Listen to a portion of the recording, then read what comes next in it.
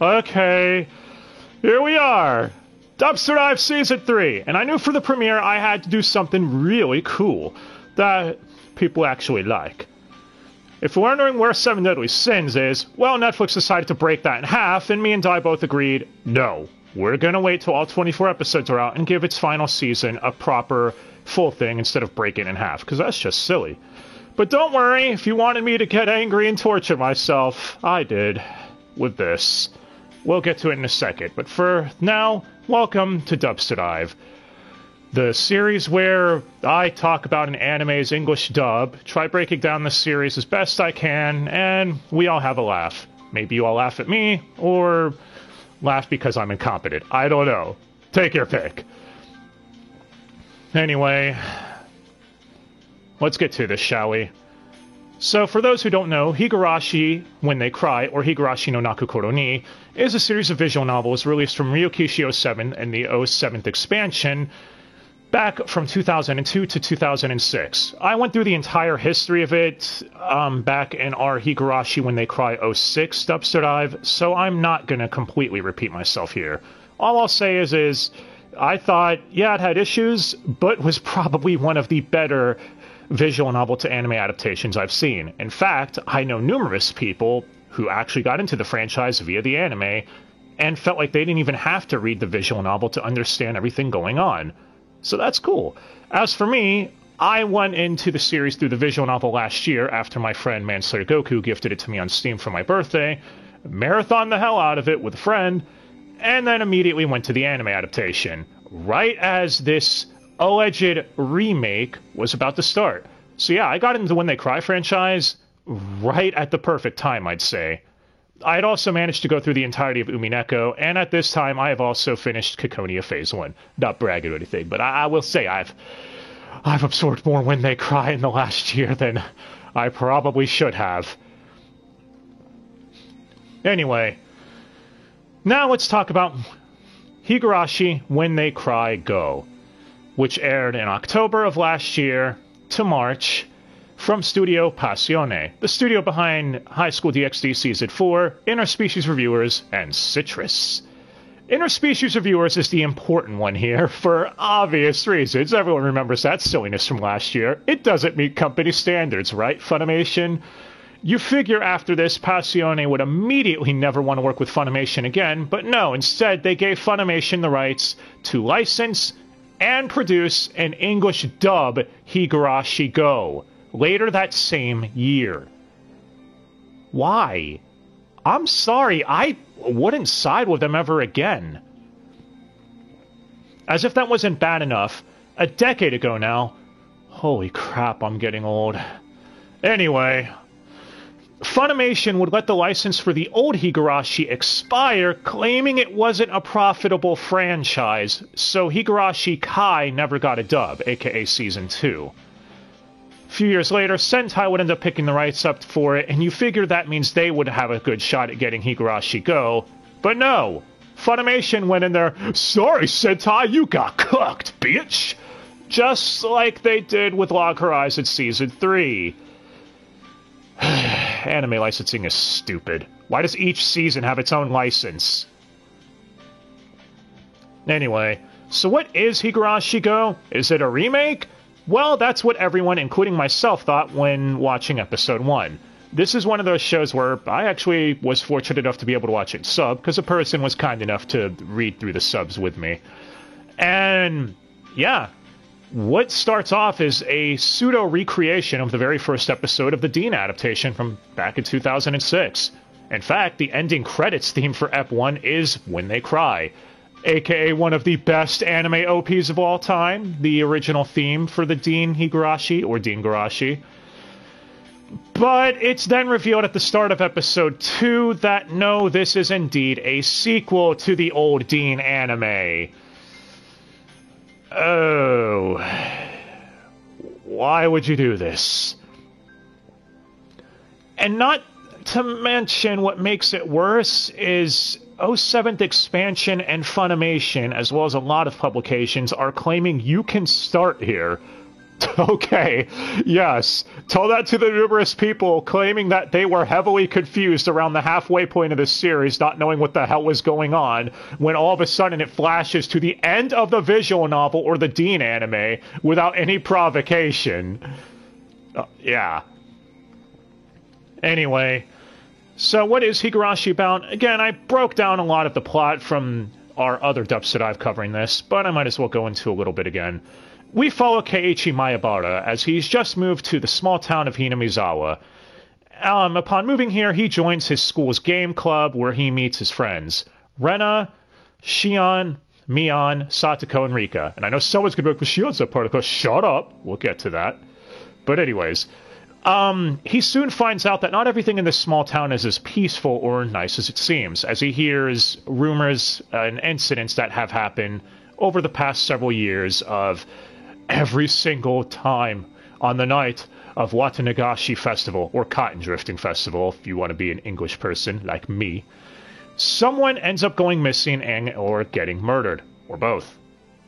So, yeah, what follows is the franchise dealing with themes of paranoia as we slowly see Keiichi descend into madness, and it goes from there. That's the basic setup for Higurashi, and I don't want to go into any more because of massive spoilers.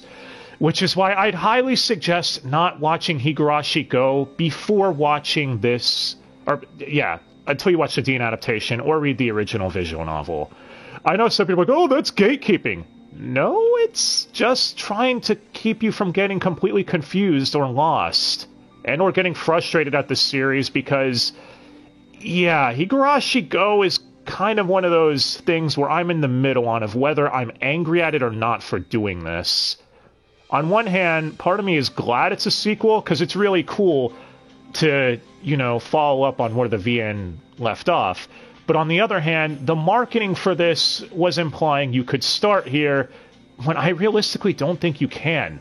The beginning of episode 2 drops a massive spoiler and shows a character that doesn't even show up until the 7th chapter of the visual novel from the original. Yeah, I should mention, the original visual novel was done into 8 chapters, 4 question arcs that raise questions about Hinamizawa and the habit it's living there, and 4 answer arcs that answer all those questions and wrap up everything nicely. So, yeah, both animes do this too. The Dean anime Season 1 was a lot of the question arcs and some of the answers, with Season 2 being the rest of the answer arcs. And Higurashi Go does much of the same. Higurashi Go being the entirety of the questions, while Higurashi Sotsu, which just started airing, is the answer arc to Go. If it sounds confusing, don't worry, it's not, it's cool. Just watch the series and you'll know. But like I said, I highly suggest starting with Dean. Which, yeah, brings me to the next thing. If you don't want the hell of Higurashi spoiled for you, I suggest backing out now, and I do highly recommend watching Higurashi. It has definitely become one of my favorite visual novels, and probably one of my favorite anime VN adaptations of all time. Too bad Kai never got a dub. Seriously, we live in a world now where Season 1 of OG Higurashi has a dub, Season 2 doesn't, Go, which is basically Season 3, does, and Sotsu, which is also unfortunately under Funimation, aka Season 4, will also get a dub. That's just fucking stupid. But don't worry, because upon researching it, apparently on an ANN forum, so you know it's reliable, it alleges that someone alleged there that a dub for Higurashi Kai should be coming out sometime this year. Yeah, press X to doubt on that one, but if it does come out, then ANN, I will have to admit I was wrong for once, and I cannot believe I'm saying ANN was right about something, but I'll believe it when I see it. But alright, that's introductions out of the way. So, I guess it's time we get to the dub. Firstly, as I stated, Higurashi, the 06 one, was done by Dean, with this one being done by Passione. People seem to think Passione did a much better job with the animation. I can't comment on that for obvious reasons. My eyes aren't so good. But, I can say this. I think Passione did a better job with the slice-of-life elements. The horror stuff, did alright on. I think Dean, in the earlier question arcs, a lot of times did better with the atmospheric horror stuff. you know, the psychological shit. But that's just me. Passione's not bad at it. It's just they seem like they wanted to focus more attention on, you know, the friendship between the club members rather than immediately getting to the whole thing of everyone, you know, getting murked off or suspecting each other or whatnot. Anyway, as far as the OST goes, I found out why I like this soundtrack for the original so much.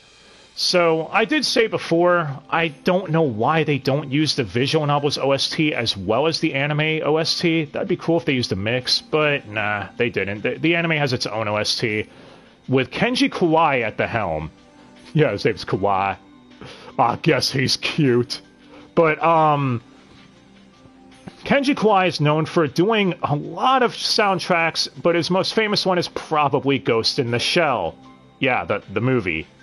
The good movie. Not the 2017 shitty one that everyone forgot about, but I just reminded you. And, yeah, my favorite song by him is still I, or AI. A really somber, melodic, or melancholic piano piece, which I guess there's a bunch of different versions of in the OST, but whatever. Okay.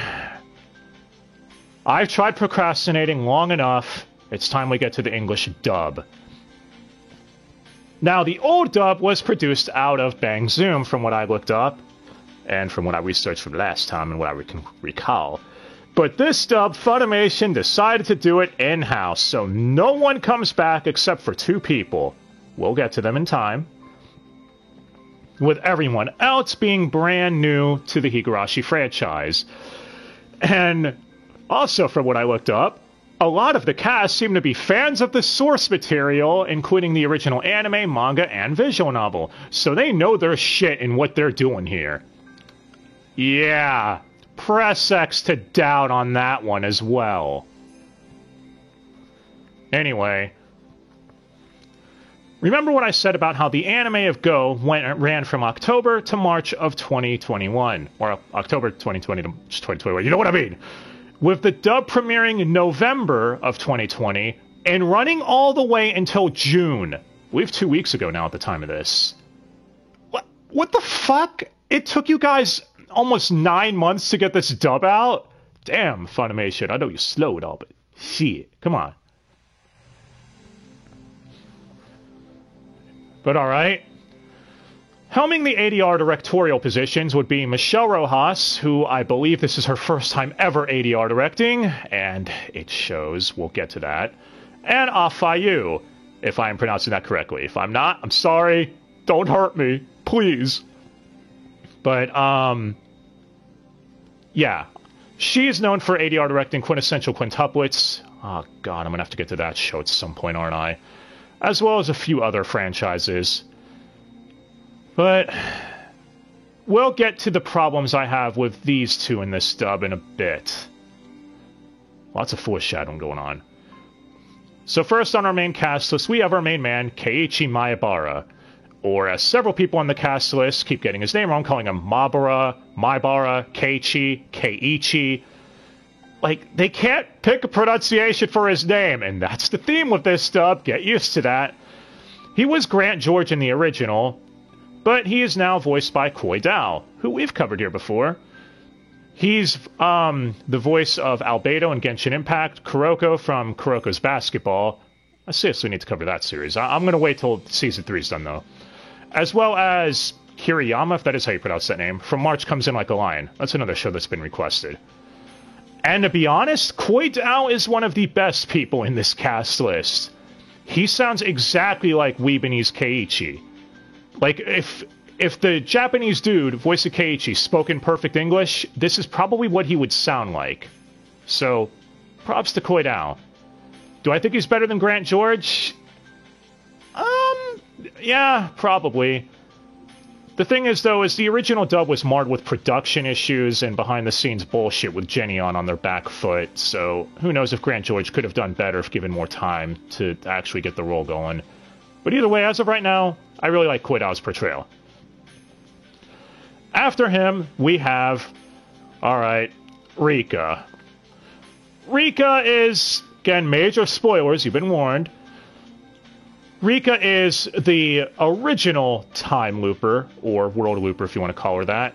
That, I guess, inspired Steins Gate and Okabe and all that shit. Anyway, Rika was voiced by Rebecca Forstadt, but is now Afeayu. Huh, assistant ADR director already casting themselves in the main role. Yeah, alright, sure.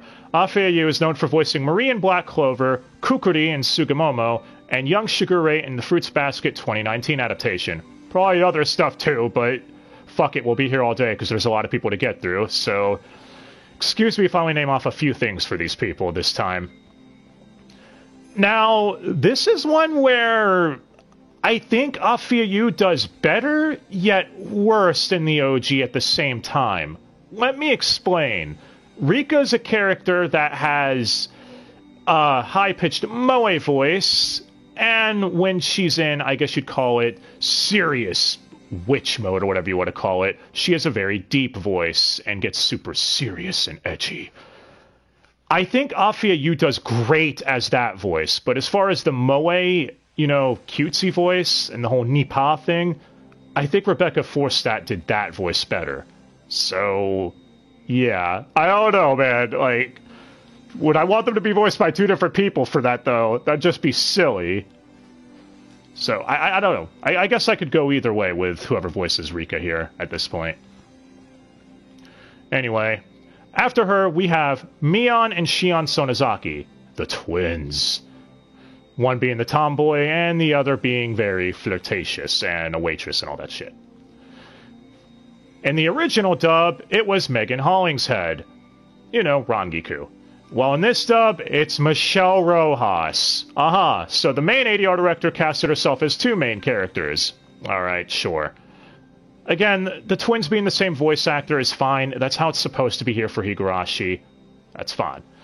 Anyway, Michelle Rojas is known for voicing Toka in Date Alive, Aurora and Tanagawa Over the Moon, and Shion in That Time I Got Reincarnated as a Slime. Oh, is that why she's playing Shion here too? What was it a cute reference? That's just stupid.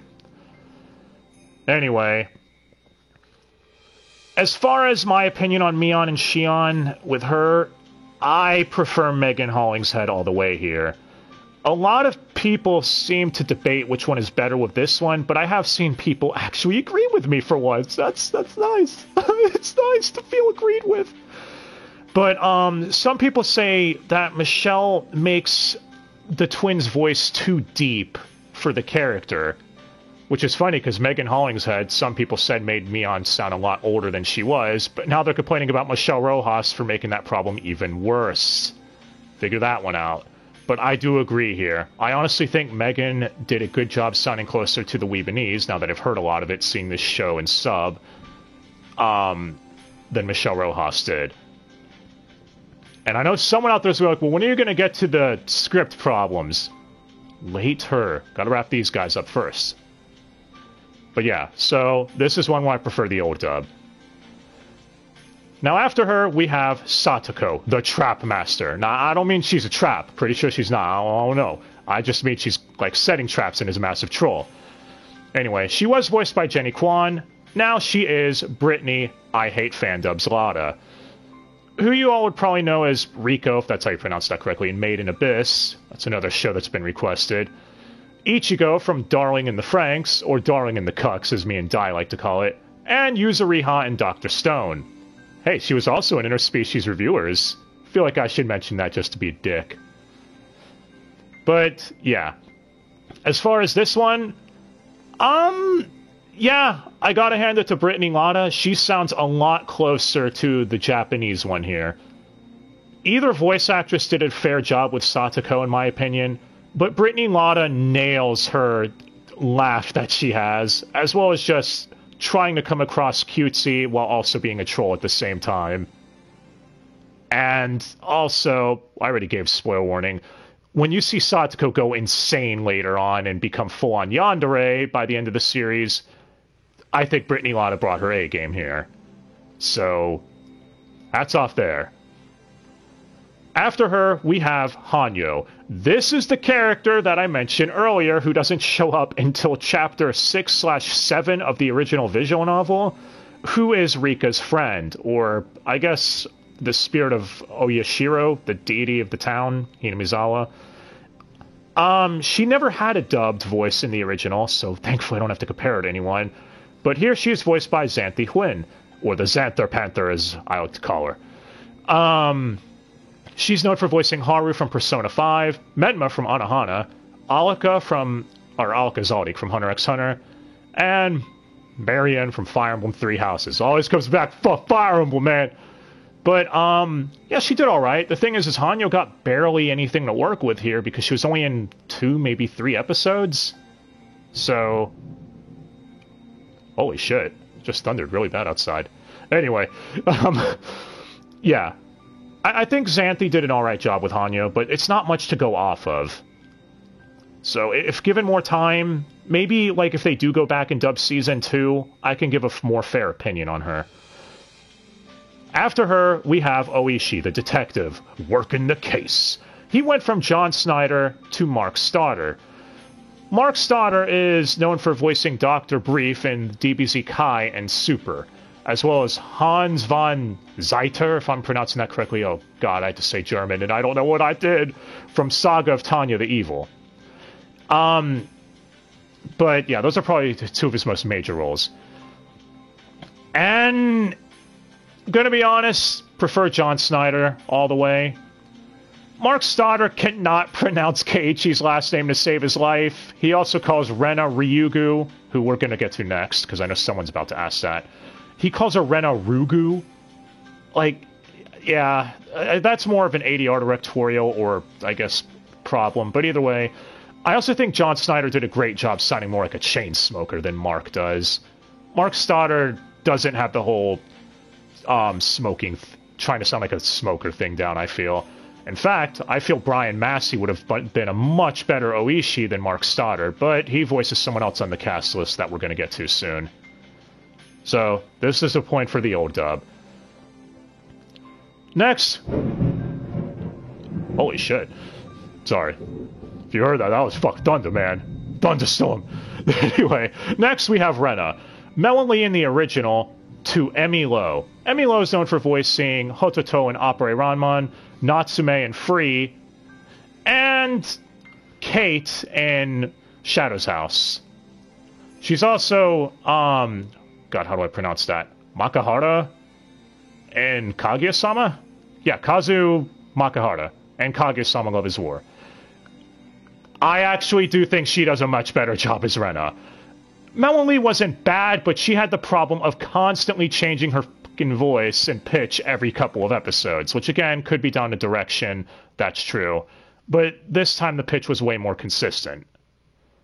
Anyway, Emmy Lowe sounds a lot closer to the Weebanese, and when she goes from sounding all cutesy to screaming at Keiichi in the first couple of episodes, it gives me the chills. No, but she does a great job doing that, I feel. After her, we have Tometake, the photographer who shows up and is basically exposition dude in the beginning. He was Kyle Hebert in the original. Now he's John Bergmeyer. John Bergmeyer being Tien Shenhan, Kurama, as well as Shigure from Fruits Basket. Either one works here. I don't have an issue with either. I'm a little more biased towards Kyle Hebert, though, because, I mean, he's still Gohan. And he's also Aizen. Like I said, either works. Don't have an issue with either one of them. So, yeah, not much to say on this one. After him, we have Takano, who was also exposition person who's a massive fan of the occult and shit, who was Karen Strassman in the original, but is now Maori Rodak. Maori Rodak is known for voicing Yukino in Fairy Tail, Best Girl Yuki in Star Blazers, Astaroth and Combatants Will Be Dispatched, and High Elf Archer in Goblin Slayer. And yeah, this one I'm definitely giving to Maori Rodak, especially when it flashes back to the end of the visual novel and you get to see her have a nervous breakdown. Fan-fucking-tastic stuff, I feel. So, good job there. You know, I'd kind of like to see them go back and dub Season 1 and 2 so we could compare and contrast with the old dub of Season 1 to this one. But we're going to get to the problems with the dub in a bit. Young Takano, on the other hand, is Sarah Wiedenheft fuck? Why are you here? You were already in Umineko. Get the hell out of here. Sarah Wiedenheft is known for Charmy from Black Clover, as well as Toru from Dragon Maid. And she's one of those VAs I feel can't break out of the shell of doing the same performance again and again. Just my opinion, though. Also, I'm pretty sure Mallory Rodak could have easily done a young Takano voice in the flashbacks, but what do I know? Maybe I'm an idiot. Anyway, after her, we have Irie. Oh, hey, both doves also keep calling him Irie and Irie, going back and forth. I guess that's something that carried over. He was Dave Mallow in the original, but now he's Cody Savoy, which probably butchered that name. Cody Savoy is known for voicing Victor Steinberg in No Guns Life, as well as Amio, if that's how you pronounce that correctly, and Kimono Jihin. And those are basically his two notable roles. Yes, two notable roles. Yeah, now roles. This is another one where I could go either way. Irie, by the way, for those who are wondering, is also Coach, if you forgot his real name. He's another one that didn't get much screen time to work with in this adaptation. He was only in a couple of episodes. So, I feel like it's not as much to go off of. But he didn't really do anything I felt that was awful. He did an alright performance. I did see some people say they prefer Dave Mallow, and that's cool, but the other thing is we got more of him in the original, I feel, than we did here. Anyway, after him, we have Oreo Sonozaki, the head elder of the village. It was Barbara Goodson in the original, now it's Pam Doherty. Pam Doherty is known for voicing Grandina in a couple of episodes of Fairy Tail.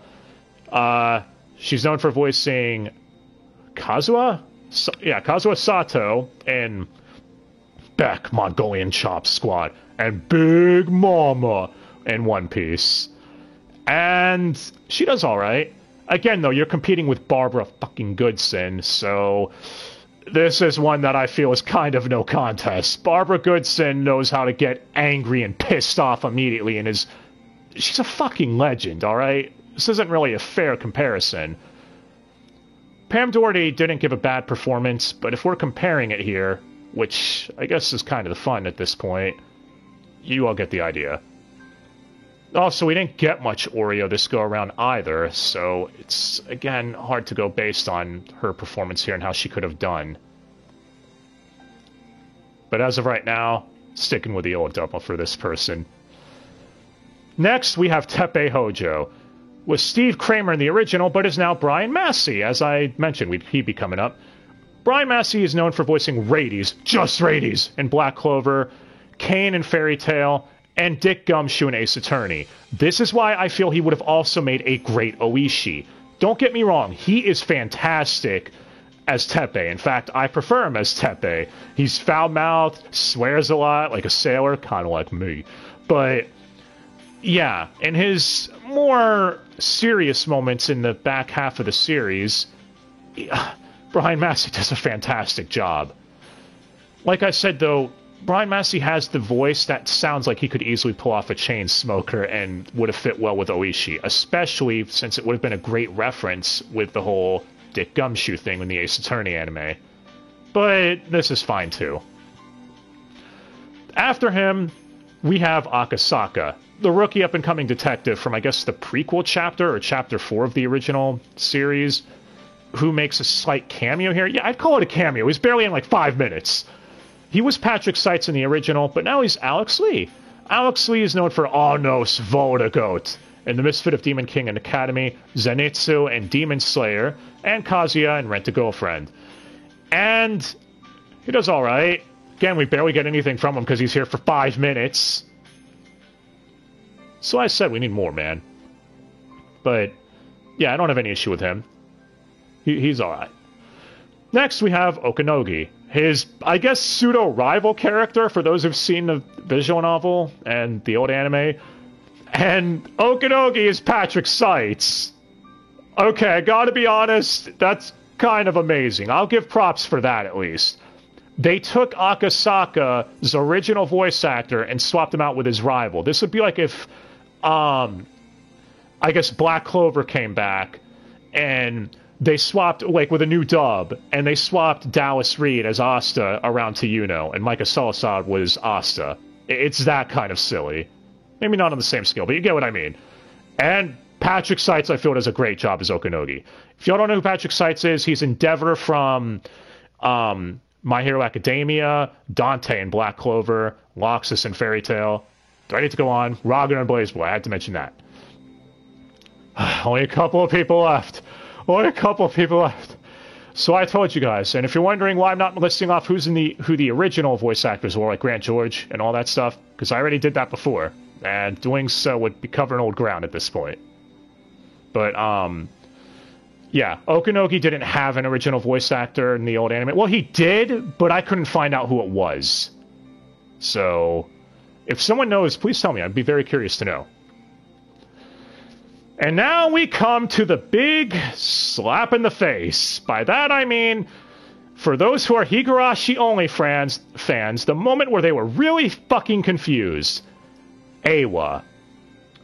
Eiwa, or Featherine Augustus Aurora from the Umineko franchise, makes an appearance in the last few episodes of Higurashi Go, as a major character to boot. Fortunately, I had marathoned all of Umineko before this character made her appearance. But for those who didn't, I saw lots of comments from Higurashi only fans, and especially first-timers, that at this point were probably really confused, saying, who the fuck is this? Why she goes by Eiwa in this world, I don't know, but it's Featherine. Anyway, she is voiced by Emily Fujaro, who I mostly know her as Shigure from the Nekopara anime adaptation. And hey, she's Johan in the Dies Irae anime. I had to mention that. I'm a mark for that franchise. Leave me alone. But, yeah. To be honest, if this was done as a reference, since Emily Fujaro was the ADR director for what was the failed Kickstarter experiment for the Umineko English dub, that's kind of cool. For those who don't know, Featherine is a very important character in Umineko. I'm not going to spoil anything for that if you haven't read it, but yeah. I'd say that's a cool little nod. So again, I gotta give props where I can, because I'm about to shit all over this dub in a few minutes, and those who know what I'm talking about coming up are gonna get what I mean. Anyway, as far as her performance as Eiwa, she did a decent job. I feel she did fine trying to sound imposing, while also clearly sounding knowledgeable of everything going on. And, you know, like her sinister laugh, it fit. But okay, now let's get to the issues with the dub itself. The direction and the script. Now that we've cleared out all the cast, because there's other characters that, like, one-off ad voices I could list off, but again, we'd be here all year. But, yeah. Firstly, the mispronunciations. I already mentioned Oishi constantly mispronouncing Watanagashi as Wataganashi, Watadanashi, Mayabara to Mabara, Ryugu to Rugu. It's a bit of a mess. From that, we also have them saying any name with the letter R, trying to make it sound like it has an inflection. So Rena would be Hrenna, and Rika would be Hrika. But it ends up coming across sounding like D's, so it sounds like Dena a lot of the time, or Dika. Hell, there's even a couple of times where they say Lena and Lika with an L. I don't know what the fuck happened here, but I'm going to be blunt, it sounds terrible. I mean that. And it's kind of disappointing. The dub is littered with shit like this, and it kind of makes a serious moment come across as silly, and yeah. Why did you do this, Michelle Rojas? Why? Or whoever's decision it was to do this. I don't know, behind the scenes. It's dumb. And I know some people are probably going to be against me on this one, saying it sounds closer to the Weebanese, giving the R's that inflection, but the thing is, this isn't Weebanese. This isn't the Japanese audio track. This is the English audio track. So, you all get where I'm going with this. Oh, I'm going to piss so many people off here, but fuck it, I don't care. I'm saying what I think, alright? Damn it. Rena should be said as Rena in English. Same with Rika. Alright? Just saying. Not Dika, Lika, Lena, Dena, whatever the fuck, whoever the fuck.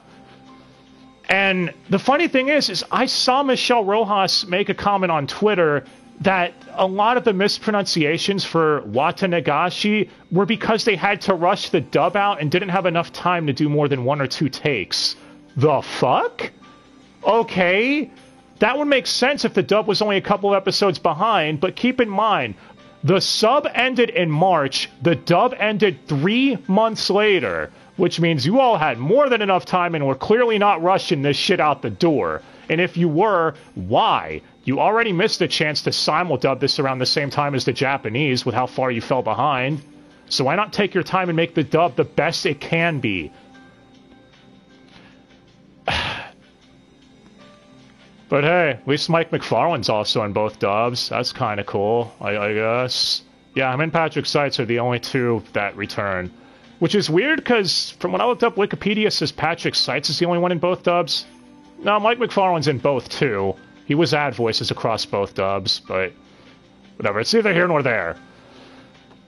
Point is, the dub is a fucking mess with the mispronunciations. I have no issue with a lot of the voice acting, as I just went in great detail.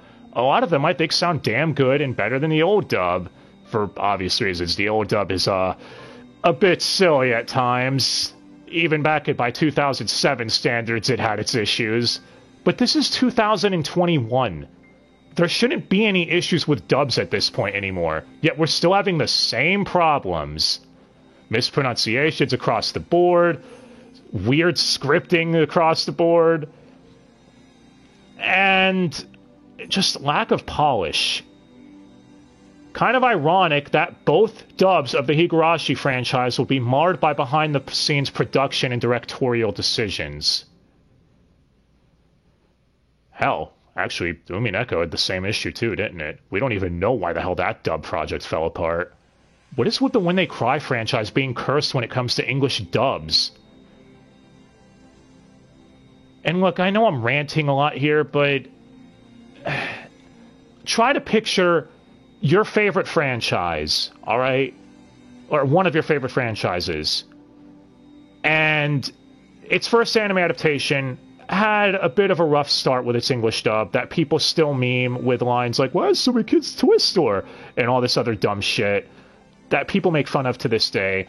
And you finally hear, oh, okay, the new series is getting a brand new fresh dub, modernized 2021 dub, etc., or 2020 dub, I guess, when it started. So clearly this is its chance to redeem itself and get a solid dub. And then this happens. And some people are fine with this. I've seen some people actually claim that if you say anything about the mispronunciations, or I guess silly pronunciations, then you're a bigot. Yeah, what else is new? Can you guys pick a better word? It's gotta get old at this point. Look, if you like this dub and don't mind that stuff, that's fine, to each their own. But to be honest, it just pisses me off that this dub is B/C tier, hell, at times even D tier with some of the moments, when Higurashi deserves better than that. And for those thinking that this dub is a masterpiece, which I've seen some people claim, I urge you to watch the Subaru Rem rejection scene from ReZero. Because holy shit, that scene alone puts any of the When They Cry dub scenes to shame immediately. Hell, you want me to give another example? FMA Brotherhood. But that's just not fair now, is it? Okay, Cowboy Bebop. Yeah, you all want to hype up that dub, well, I'm going to use it here. The point I'm getting at is, I want Higurashi, hell, all anime I feel should have great dubs. Not just the AAA tier like My Hero Academia or ReZero. I mentioned before, I wasn't a big fan of anime like The Eighth Son, Are You Kidding Me, or whatever. But the dub was alright enough to help me force my way through, despite it feeling generic to me. A solid dub can make a lot of anime a hell of a lot better, I feel. And for those saying, we'll just stick with the sub then, wish I could, man, wish I could. But, you know, the dub is also how these things become mainstream a lot of the time. And Dub Survive is all about that, covering English dubs and bringing them to people's attention. Hopefully to find a dub that's, you know, really good along the way, to convince people to give dubs a shot, that not all dubs are complete shit.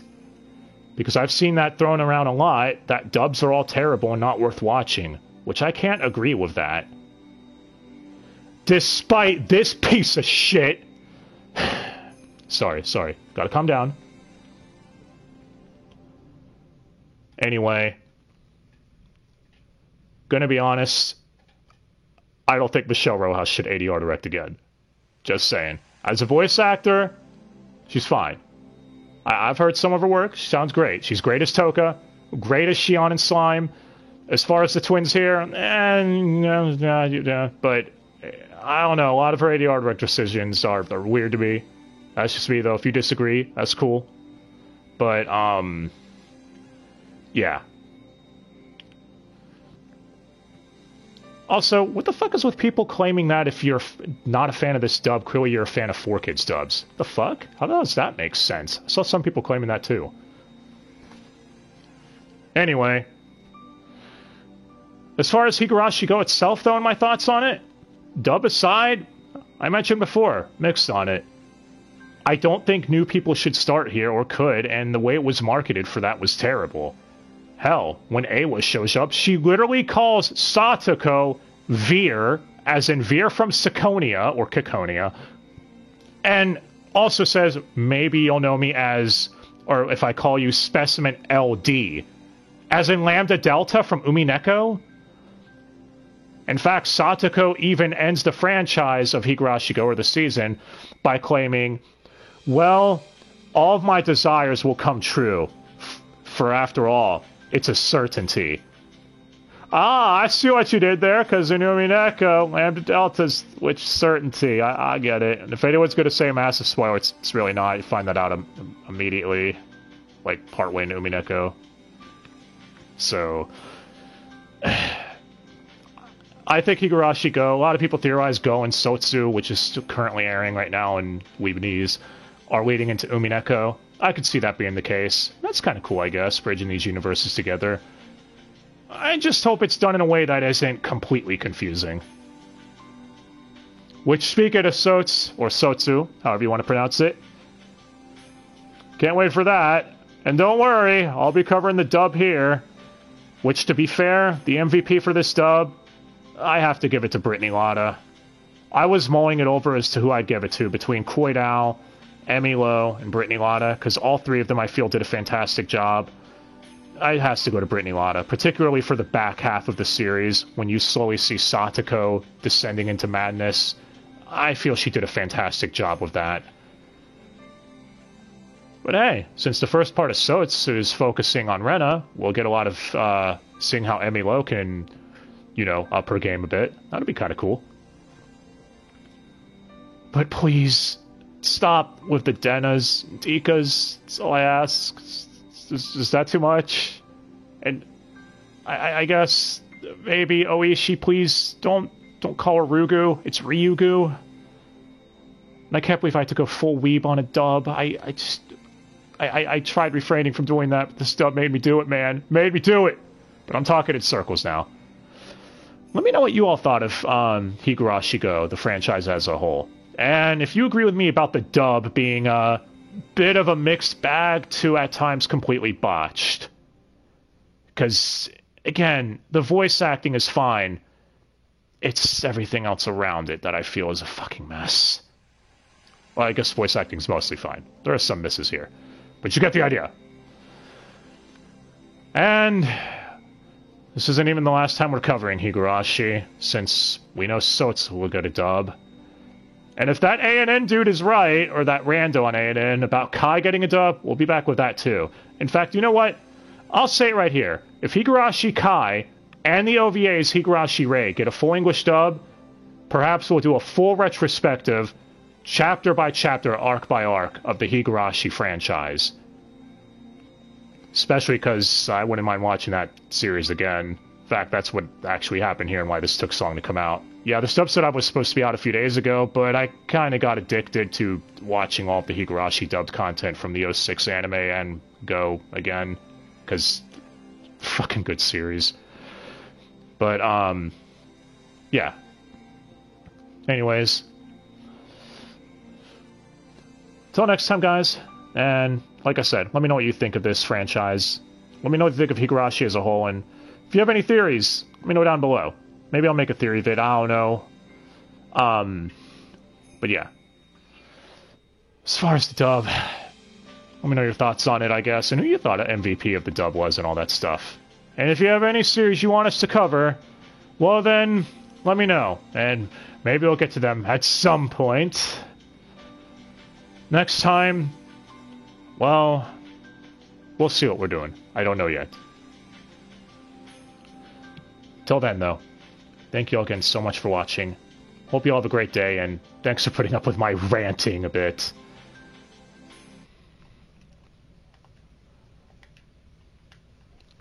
Also, holy shit, there were an absurd amount of Asians in this dub. Just making an observation. I don't know. Anyways, guys, till next time.